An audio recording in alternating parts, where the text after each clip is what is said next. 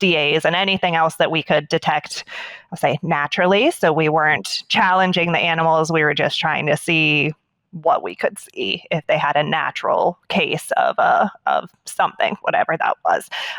Those technologies that we utilize, some are still around and are pretty successful, and some were not successful and have gone by the wayside. But the area of technologies is really, as you know, I'm sure you've had other people on talking about precision technologies, is really, an interesting area and related to animal welfare too. But most of my focus now is on evaluating welfare on farms.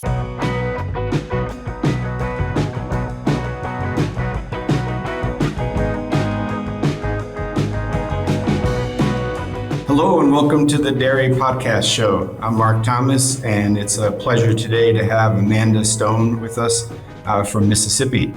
And Amanda joins us from SCS Global. She's the Director of Dairy and Animal Welfare. We had some time to catch up just before this podcast, and great to learn a bit about Amanda's background. So Amanda, welcome. Yeah, I appreciate you having me. So as usual, for my style, why don't you give us a little bit of background? You're from Pittsburgh, Pennsylvania, and your master's and PhD from Kentucky. Why don't you tell us a little bit about what you did with your graduate studies and then a former professor at Mississippi State. So that's really interesting, and now in industry. So quite a unique background. So tell us a little bit more about yourself. Yeah, unique is probably a good way to describe it. I feel like I've gone a windy path to where I am right now. But I'm the Director of Dairy and Animal Welfare at SCS Global Services. So it's a California company, but I work in Mississippi. I was a professor an associate professor at Mississippi State University for 7 years and left pretty soon after getting tenure. So have been with SCS for about 2 months. Grew up in Pennsylvania, did my master's and PhD in Kentucky, and the graduate work was mostly on using precision technologies to try to detect diseases. So we were my main interest at least was in mastitis, but we were looking at ketosis and DAs and anything else that we could detect, I'll say, naturally. So we weren't challenging the animals. We were just trying to see what we could see if they had a natural case of something, whatever that was. Those technologies that we utilize, some are still around and are pretty successful, and some were not successful and have gone by the wayside. But the area of technologies is really, as you know, I'm sure you've had other people on talking about precision technologies, is really, an interesting area and related to animal welfare too. But most of my focus now is on evaluating welfare on farms. So we work with clients who are large companies who decide they want their own dairy standards and eventually may have other species involved too, since we're the dairy and animal welfare department. And we work with them to decide what do they want out of the producers that they're purchasing their milk from. And so it might be something similar to a program that's already in existence, or they might want to completely create their own system. In one of the cases, that one of the clients that we're working with now is a pretty large company, and they are looking at different areas beyond just animal welfare also. So they're looking at the social pillar. So evaluating are the people taken care of, are the employees safe? Are they, paid what they should be paid and paid for overtime and have access to bathroom facilities and things that, we kind of may roll our eyes at, like, of course, the people take care of their people, but it doesn't always work that way. So we're looking at that, and then looking at also the environmental impact that dairy farms are having on our environment, and looking at, methane emissions and how can we make improvements on the farm to lower those emissions, basically. Your partner in improving animal performance, Berg & Schmidt. They provide high-quality, economical feed ingredients for ruminants, like their well-researched coated nutrients and fat powders that can support cows with additional available energy, which improves their overall health, productive performance, and your cost efficiency. So, Amanda, would you say it's really setting the overall culture for the facility, from animal care to people care to, I often say, jokingly, but I think it does reflect the culture. If a farm employee or owner manager walks past a piece of garbage on the ground and doesn't pick it up, that tells me a lot about Yes. Uh-huh. the culture, and so that's really interesting, especially as you bring in the employee aspect. Does that also include any employee education, employee training at that Definitely. level? So trainings are important. As you know, you're a veterinarian, right? So you know that employees have to learn what they're supposed to be doing. So training and with the clients that we work with is a big part of what they are interested in learning. And part of it is a marketing perspective, right? That they can go to the consumers and say it is verified as whatever their certification or verification is. And so then consumers can feel confident purchasing that product, that it was third party verified. We know that they're doing this set of standards and doing them well with continuous improvement in mind, of course, right? No farm is ever going to be perfect. But then they can feel confident in buying that product. And you see those claims everywhere that you go to the grocery store, right? Between organic or non-GMO or lots of others out there. So Amanda, in development of a more specific or customized program, can you comment a little bit, not reinventing the wheel? Obviously, there's probably some great benefits to step outside of some, canned program, if you will, especially if it's a unique group or they're doing something a little different. They want to offer a product that's maybe not organic, but natural, what have you. But maybe some of the pros and cons as you work through that, a new client of bringing in a program that already exists, like the farm program or something like that, but then adding on to that, or saying, hey, we're gonna start from scratch and develop our own program. How do you work through those type new client opportunities? Sure. So that's a hard question, right? Because there are options out there that are good programs. The farm program is a great program. It's looking at welfare. There you can add on the environmental and the HR perspective of it. And it's used by a lot of producers. And last time I talked to a farm a couple of weeks ago, I think they said 99% of dairies in the U.S. were utilizing the farm program. So there's not always sense in reinventing the wheel. However, if a company wants to put a product claim on their milk or dairy product or whatever it is, then farm is not going to be that claim that they're putting on there, right? So they either have to take farm and then make it farm plus maybe, or just completely create a new program. And that's hard to do because the farm program has a lot of research and data and, educated people who helped create it and are running it. So I don't think that there's ever going to be a program. I probably shouldn't say ever, but there's reasonably probably not going to be a program that is completely so far different from farm or any other animal welfare program that's out there because they're all good, right? Like they have good parts to them. Just like when you go to a farm, they're doing really good things in some ways, and then there's maybe some areas that we could improve upon, and that's kind of what our clients might be looking to do. Okay, excellent. No, I like the aspect of some customization. And I guess where it maybe hits home a little bit is I had the great opportunity to be in Europe the past few weeks, at European Society or Animal Science Association meeting in Lyon, France. And that was really interesting from the standpoint of the welfare regulations. And, the one talk was, the cage age, how long can we keep calves in a cage, right? And as we talk with our producers, we need to really be honest at how long can we defend certain types of housing and so forth that, especially in other countries now, are potentially outlawed. But what was really interesting is when I was in Slovenia, a small farm artisan cheese producer, I have a fridge full of some amazing Slovenian cheese, but there was a really unfortunate barn fire of the neighbor. And his regulation for organic is that the cows have to have so many months of pasture. and he has a mobile parlor. So here, this barn burnt. So he gave his mobile parlor to the neighbor to milk his cows, but then had to barn up his cows. Okay, during pasture season. So that created this whole. He's like, "Am I in violation of this? The regulation because my cows are now in the barn during the still summer months." But obviously, anyone who is responsible animal welfare would say no. Give the parlor to the neighbor so that they can milk their cows. And it was just a really interesting conversation. And I challenged him a bit. I said, "Well, gee, you have this. You can't even meet your demand for your cheese.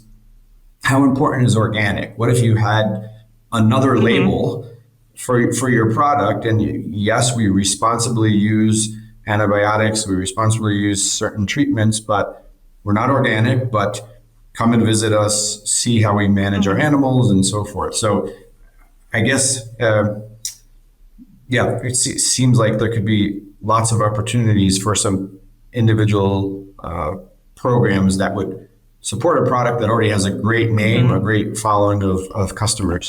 I think so. And I don't think any program is one size fits all, right? From a housing or dairy perspective, or from a labeling perspective, because who he is selling to is going to be a different client base than what Kroger, who is selling milk in just with the Kroger label on it in a grocery store, right? So it's different people looking for different things, and there's not a right answer to what that marketing scheme should be, in my opinion, as long as everybody's taking care of their animals, right, and doing what they're supposed to be doing, right by the land, right by their people, and right by their animals, then most of the rest is just who do you want to sell to and what is important to that group of people, is if it's organic or if it's that it's responsibly sourced in some other way. It's what that client base is wanting. Yeah, that sounds like a great opportunity. As you link your graduate work with some sensor technology and welfare, you mentioned, are you starting to look at any indexes of welfare based on sensor technology? So lying time or other parameters, respirations and heat stress is something that we look at. Obviously, it's any dairy's goal to reduce that, but can you comment on that at all? Sure. Yeah. So that's not related to my graduate work, but in my former position as an associate professor at Mississippi State, that's what a lot of my research work was trying to do. I had a teaching, research, and extension appointment, which was probably a part of why I got burnt out so quickly, right?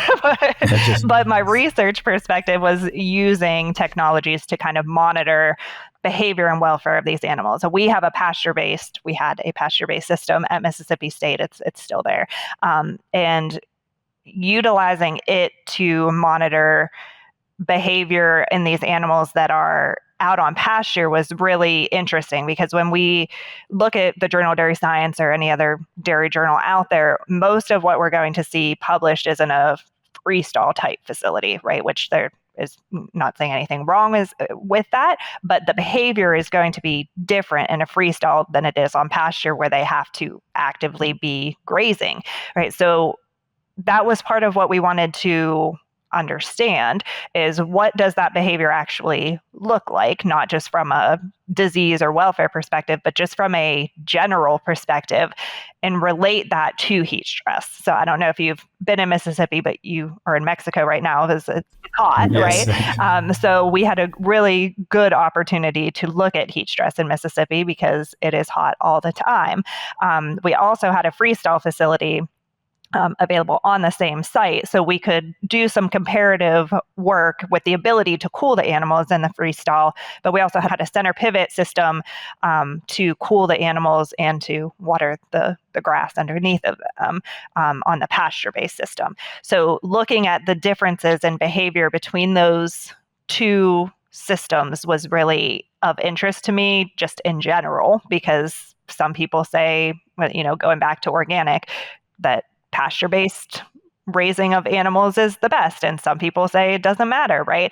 And And they do behave differently. Like we saw statistically significant differences in walking time and lying time, rumination time. We do see statistically significant differences in behavior on pasture-based systems compared to freestyle systems. But I mean, that's logical, right? Like it doesn't take a controlled research study to know animals are going to walk more when they're on pasture than they do in a freestyle facility. But what was more interesting, and from my perspective, was the cleanliness of those animals, was the somatic cell counts, and looking at differences in disease incidence. So we were looking at the center pivot and mister type system to cool these animals, but we also created our own, what we called the Mississippi Mister, for marketing purposes, right? We're not trying to sell it or anything, but it was basically a portable center pivot. So it was a very PVC basic type system that just stood up and had little misters coming out of it that the cows could walk up to, kind of like the old cow showers that were around a while ago, right? But this was more of a mist than an actual shower. And looking at those animals, we thought they would be a muddy disaster, right? Because it is already super rainy in Mississippi. And so we had, and this one particular study that I'm thinking of is we had a control group that did not have any heat abatement, which from a welfare perspective is not good, right? So they didn't have shade, they didn't have sprinklers, and they had nothing other than drinkable water to cool themselves. They ended up creating massive mud pits. I mean, like it was, they were covered head to toe in mud, just trying to do something to alleviate cool themselves. the heat that they were dealing with. Then we had a group of shade animals, and those shade animals went in the shade, but didn't seem to use it always logically, right? And like cows, we know cows are not logical, but watching them, because we were watching them constantly with our eyes and with the technologies, and watching the decisions, whether they were cognizant of the decision making or it was just a natural behavior of it, was interesting, because it didn't seem like they were using the shade to their maximum potential. So they were hotter than the sprinkler cows, who would just go to these Mississippi misters and get cooled off and then go out and graze some more. So they had the mister animals had higher walking times. They had better hygiene. They actually had lower somatic cell count in the few months that we did these studies. They were cooler from a reticular rumen bolus standpoint, but they also were behaving as if they were cooler. So they were able to eat more. Body condition was the same amongst all of them. Thankfully, we would have had to make some changes if we were starving anybody.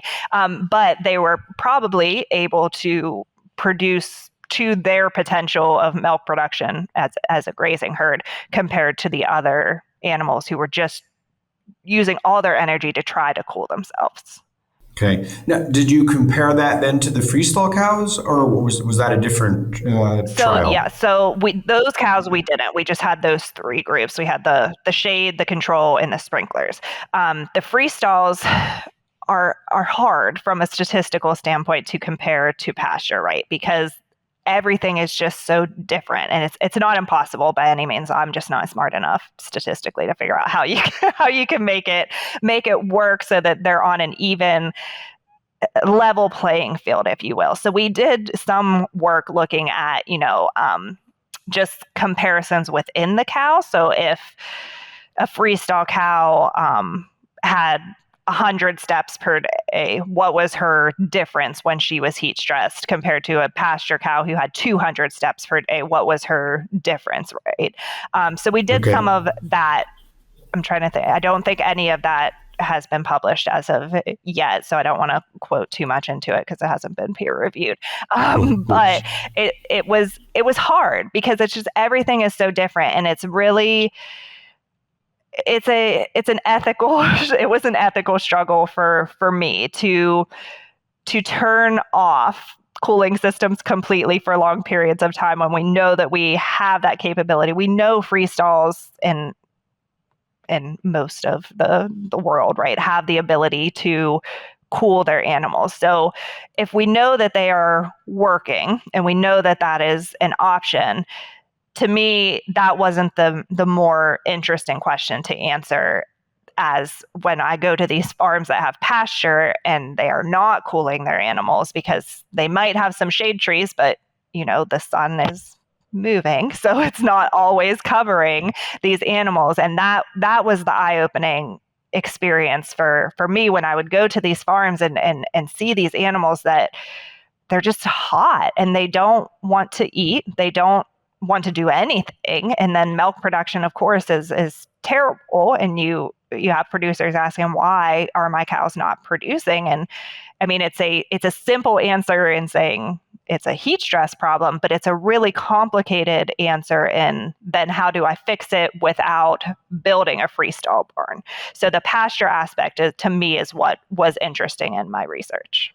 No, that's really interesting.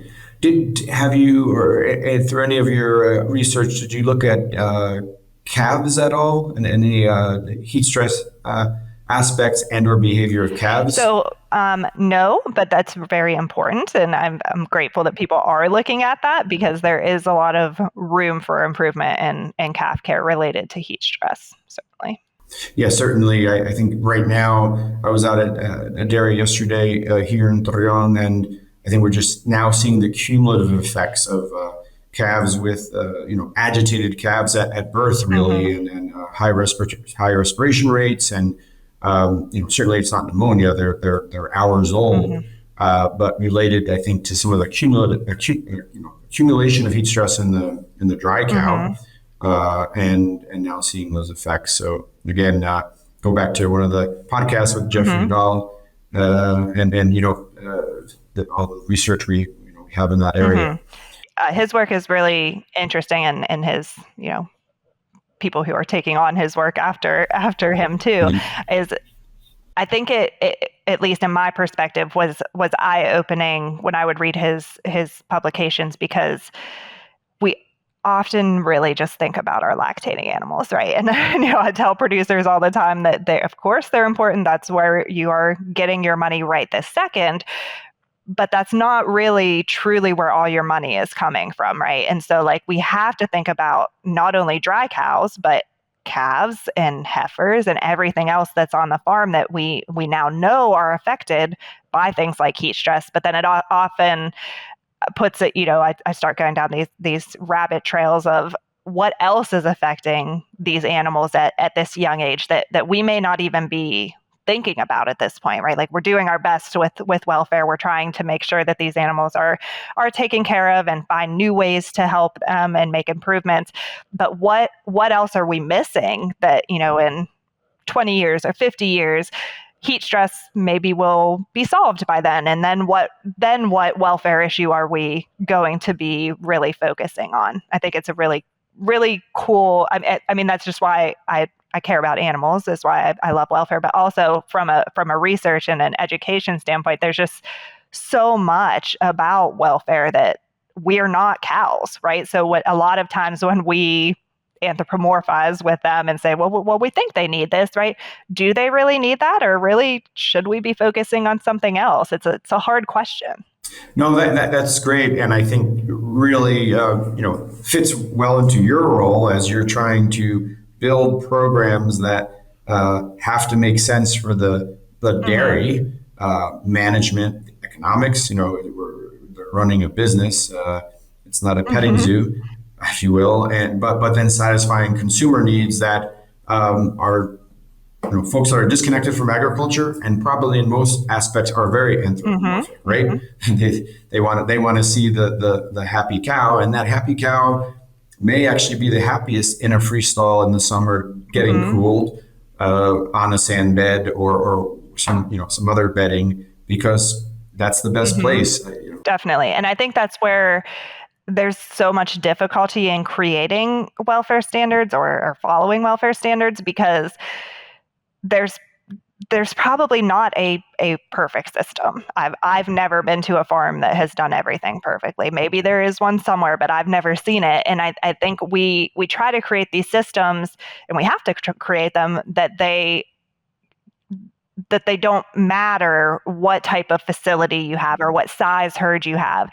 And that's really hard because the welfare on a 100 cow tie stall barn in eastern Pennsylvania may look different for what those cows need based on their facility and everything else that they have going on than a 10,000 cow dry lot area out in Texas, right? So we try to create systems that work for everyone, that everybody can participate in. And it's not easy because we sometimes then have to give some leniency to one farmer that we are not giving to another farmer. And those situations, I feel like, start to make producers not like those systems because their neighbor is doing this and it's okay because they have this situation, but it's not okay when I'm doing it. That doesn't make sense, right?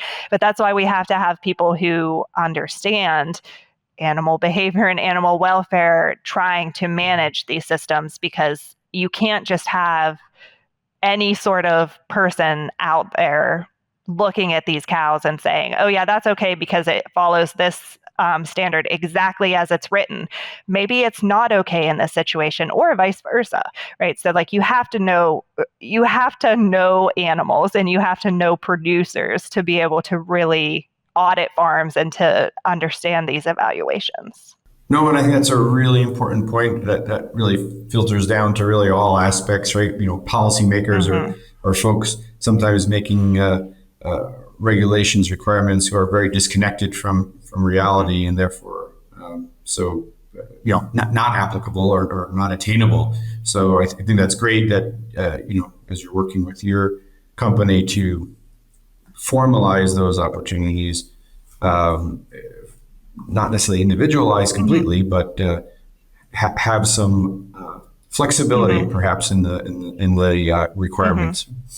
Yeah, definitely. So Amanda, really interesting. How you brought together your graduate work, your obviously time at Mississippi State, working as faculty there, and research. I guess you mentioned extension part of your role when you were at Mississippi State, and obviously in your role today, you're probably really almost 90% extension. I would imagine you're lots of development and so forth, but you're delivering these programs to the client. So through your years of working with these producers, and it sounds like a range of producers, unique opportunity for pasture-based versus other systems. What are some of the characteristics that really stood out of those producers that recognize those issues on their own, if you will, and looked for a solution? If that's looking to a company, an industry, or the university or extension. Okay, I know I have heat stress. Help me create a Mississippi Mister or some other system. Yeah, I feel like this might be a cop-out to basic answer, but I think the people who are successful at managing their dairies, not just from a welfare perspective, but really just in general, are the ones who are open to outside voices, whether it's a company, whether it's their nutritionist or the veterinarian or extension specialist, like whoever it is. They don't have to follow everything these people are saying, but either realizing on their own that they have an area for improvement, or somebody coming to the farm and saying, hey, you have some things that you could work on here, and them not being defensive in it, them actually saying, maybe we need to look at this, right? And hopefully they have records and they're using data that they can actually evaluate. Is this a real problem, or is this just, a blip in something that is happening that maybe we don't have a solution for, or maybe we do have a solution for? But if they are open to digging into it, that's really where those answers will come out. And oftentimes I see producers who we may be working on one thing, and through that digging process is they actually find something maybe not even related at all to what we were looking at in the first place, but it solves another problem that they say, oh, wait a second, we've been spending money on this, and it's actually not even doing anything, for milk production or whatever the situation is. So it's really just being willing to evaluate where you are. And that's important outside of the dairy industry too, right? For all of us, we need to be able to evaluate Yes. ourselves and where we are in our jobs and in our lives. And I think it's important to run that through a dairy farm too. And, you oftentimes will ask producers, and I'm sure you get this a lot too as a vet, that you say, well, why are you doing this? And oftentimes the answer is, well, that's just how we've always done it, right? Like, I don't know why we do this. And so somebody coming and asking those questions, of course, in a nice way, a professional way, is important for somebody to think like, wait, maybe we shouldn't do that if there's not a reason for it, or, just because my grandpa did it doesn't actually mean 100 years later that we should still be doing this. So that to me is what makes a kind of a good dairy producer, a great dairy producer, is somebody who is willing to look at that. I heard two key words there, Amanda, and I really like your response. One is being open. Yes, give me more information, tell me more. Don't have to do everything, but listen. And then you said data, so that, it's not that someone shows up selling some product or foo-foo dust and they automatically, feed it or apply it without data. Mm-hmm. So I think, being open and data, and that, I think I would thoroughly agree with. It's time for our famous three. I guess as we wrap up, a few of the dairy podcast show questions. One, the one you just answered. What sets aside that excellent dairy producer, but what's a resource or some resources that you go to for dairy, would recommend? Journal, website, some other resources that you feel are really valuable to stick to in the dairy industry? So there are several. I feel like we're in the age of almost sometimes too much information, having access to it. So the Journal of Dairy Science is, of course, for research. That's where I'm always going to look first. Other journals, of course, have important studies in them also, but that's always my go-to.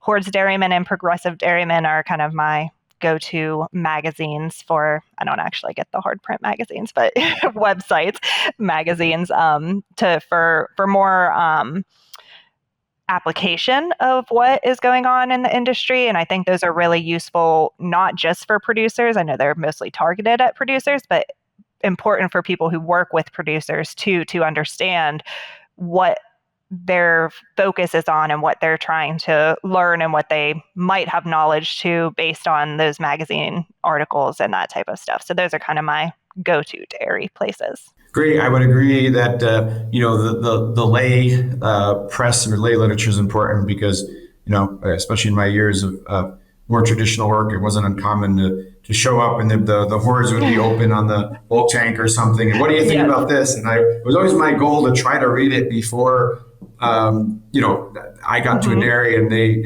plenty of times they're like, I haven't seen that yet. Let me read it. So you always look smarter if they ask you that and you're like, oh yeah, I read that already. I read that. Yes. And then you mentioned, being open and personal life and so forth. So when you're not working or connected, any recent read or movie or anything that you'd like to share with the audience? So I feel like I'm really boring because when you told me you were going to ask this question, I'm trying to think like, when is the last time I watched a movie? And I can't actually think of one, but I have two young kids. I have an 8-year-old and a 5-year-old. So we watch movies that are, I would say, not very inspirational. Watch kids movies. And when I'm not with my kids, I'm working or doing dairy stuff. And I really enjoy in my off time still doing dairy stuff because it's what I love. So that's in my free time is when I'm reading those dairy articles and that type of stuff, because that's not really part of my official job now that I'm not a professor and I'm not paid to just kind of think about stuff, right? So yes. I do that now in my spare time. Well, with young children, I think that's a great response. Excellent. Well, Amanda, it's been a real pleasure to have you with us today on the Dairy Podcast Show. I think some insightful conversation, especially as, more and more programs like this. I don't want to use the word regulation, but the public looking for that certification, that support of the products they use are from a good source. And again, I think highlighting that there can be many aspects to that. It doesn't have to be certified organic or some label, but there could be some unique label that really captures the culture of not only a processing company or another company, but the producers that provide products for their production. Yeah. So I think it's a really unique aspect. Yeah, and it's important. It's being looked at by people in grocery stores all of the time, right? When they're making their food purchases, they're reading the labels to see what is going on and the culture. I like how you called it the culture of the farms, right? And that's kind of what these verifications or certifications are representing, is what's important to the producer is also important to the consumer. So they're useful. Excellent. Well, thanks so much, Amanda. Stay cool in Yes. Mississippi, and look forward to meeting you someday. Yes, I appreciate you having me. Okay, take care. Thanks for all joining the Dairy Podcast show, and we'll see you and listen to you next time on an upcoming episode.